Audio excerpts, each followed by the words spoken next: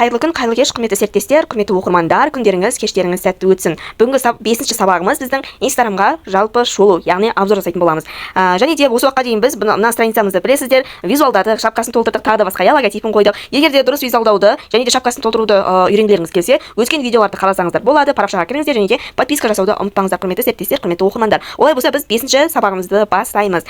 Енді бүгінгі сабақта біз сіздерге Инстаграмды толыққанды жаңағыдай қай батырмасы қалай жұмыс жасайтынымен ескере кетейік. Енді қараңыздар, сіздер Инстаграмға кірген кезде алдарыңызға дәл осылай главный страница шығады. Бұл бізде сіздер ешқандай парақшаға тіркелмегенсіздер, ешқандай жаңағыдай адамда дос емессіздер. Сіздердің алдарыңызға көп просмотр мен лайк жинаған видеолар мен фотолар шығады. Арасында реклама да шығады, Таргет рекламасы дегеніміз мынау открыть профиль Инстаграм деп тұрады ғой. Сол бізде таргет рекламасы болып төбесінде жазылып тұрады, қараңыздар, Енді қараңыздар. Бұл бізде главный дегеніміз бұрыш төменгі жағында, сол жақ бұрышында ең бірінші тұрған домик. Бұл бізде главный страницамыз. Енді қараңыздар, главный страницада сіздің подписаны болған, жаңағыдай сіз жазған парақшалардың стористары, фото, видеолары шығып тұрады. Енді қараңыздар. Сіздер сторис салған кезде мына логотипіңіздің айналасы қызыл ала болып тұрады. Енді біз келесіге өтеміз. Астыңғы жағында екінші тұрған лупаның суреті бар.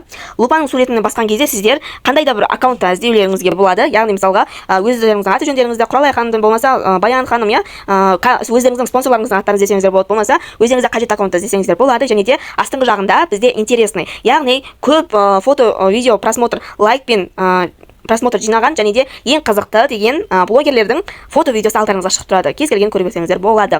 Енді қараңыздар, лупаның жанында плюс тұр, төртбұрышта, Ол бізде қайырлы күн, қайырлы кеш. Енді қараңыздар, ол бізде фото видео салу үшін керекті дүние. Енді қараңыздар, астына қарай жүре берген кезде бізде кез келген фотомызды таңдаймыз, Бұл жер қараңыздар, новая публикация деп тұр. Сіздер осы жер арқылы салсаңыздар да болады, және де өздеріңіздің профильдарыңыз арқылы плюсті басып салсаңыздар да болады. Енді қараңыздар, дәл осы астыңғы төртбұрышты басу арқылы салатын болсаңыздар, сіздер міндетті түрде таңдап алуларыңыз керек. Мысалға, публикация саласыз ба, история саласыз ба, өзіңіз білесіз. Мына жерде бір нәрсені ескерге кетіңіздер, құрметті серіктестер. Видеолардың барлығын публикация ретінде салмайсыздар, только рилспен ғана саласыздар. Ал егер фото салатын болсаңыздар, дәл осы новая публикация деген арқылы сала берсеңіздер болады. Содан кейін далені басасыздар, тағы да басқа деген сияқты. Енді ары қарай кеттік. Мына жерде бізде үш бұрышты болып тұрған рельстің суреті тұр. Ол жерде бізде қараңыздар, ең көп просмотрмен жаңағыдай ретке шыққан, яғни алдарыңызға ең қызықты видеоларды шығарып тұр, ең көп просмотр, лайк жинаған, Енді оның жанында бізде профильдің кіруге арналған, өзіңіздің страницаңызды көруге арналған нұсқа, человечек дейміз ғой. Енді қараңыз. Бұл жерде профиліңізге кірдік. Бұл жерде енді бір емес 5-6 батырмалар тұр. Бұл жерде қандай жұмыс жасайды? Бірінші бізде логиніміз тұр, қасында Threads деген жаңадан шыққан программасы тұр. Ол айлақпен тіркелген. Енді ол жерге көбінесе тіркелгендер де бар, тіркелмегендер де бар. Тіркелу қажетті емес, міндетті емес. Енді қараңыз, қасында дәл астыңғы жағында көрсеткендей плюс тұр, Енді мен сіздерге бағана естеріңізде айта кеттім ғой, жоғары жақтағы плюспен басасыздар деп. Дәл осы арқылы сіздер шешіп аласыздар. Рельс, публикация, история, актуальная және де прямой эфир. Дәл осы жерден ғана сіздер рельсті басып видео сала аласыздар. Және де фото салатын болсаңыздар ғана сіздер публикацияны таңдайсыздар. Құрметті серіктестер, қасында бізде 3 сызық тұр. Бұл бізде аккаунтымыздың жаңағыдай настройкасы. Енді бұл настройка бізге аса қатты сіздерге жаңағыдай керек болмауы мүмкін. Бірақ Инстаграмда қалай жаңағыдай настроить етуді мен сіздерді сұрағыңыздарыңыз бойынша ары қарай шығарып отыра беретін боламын. Бірақ бұл настройка сіздерге аса қатты керек болмауы мүмкін. Сондықтан дальше кетеміз. Астыңғы жағында профессиональный панель. Бұл жерде сізде статистикаңыз көрініп отырады. Яғни статистика бізде просмотры 75, мысалға 12 июль мен 10 август аралығында менде 75 просмотр болыпты, және де қалғандары 23 контентпен бөліскен екен, тағы да басқа деген сияқты маған статистикасын бәрін жазып беріп отыр. Одан кейін редактировать профиль, поделиться профилем. Редактировать профиль арқылы сіздер білесіздер, біз логинді, парақша атауын, бионы барлығын толтырған болатынбыз. Енді қараңыздар, қасында поделиться профилем деген тұр.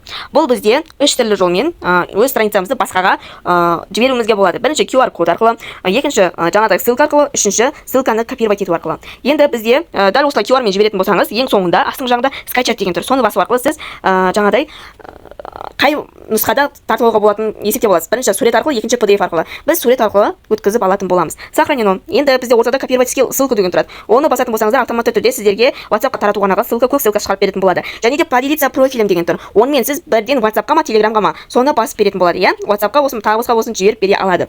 Енді келесі бізде астыңғы жағында актуальный деген тұрады. Актуальныйда бізде сторис салатын болсақ, соны бөлек-бөлек қойып қоямыз деген болатынбыз, иә. Оны болашақта сіздермен сабақта сторис жүйесінде үйрететін боламын.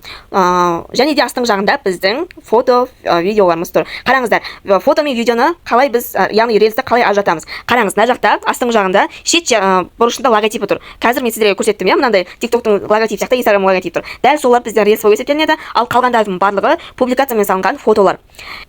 Серіктестер, құрметті оқырмандар, бұл біздер жалпы шолуымыз қай батырма қалай жұмыс жасайтынын көрсеттім сіздерге, иә. Ендігі кезекте сіздерге сторис жүйесін таныстыра өтетін боламын. Міндетті түрде каналға жазылып алыңыздар. SMM сабағында бұл сабақтардың барлығы қажет болатын болады. Назарларыңызға рахмет, лайк баса кетіңіздер, және де сұрақтарыңыз болса, түсінбей қалған жерлеріңіз болса, комментарийға жаза кетіңіздер, және де кері байланыс міндетті түрде жасай өтіңіздер. Барлықтарыңызға рахмет, сәттілік.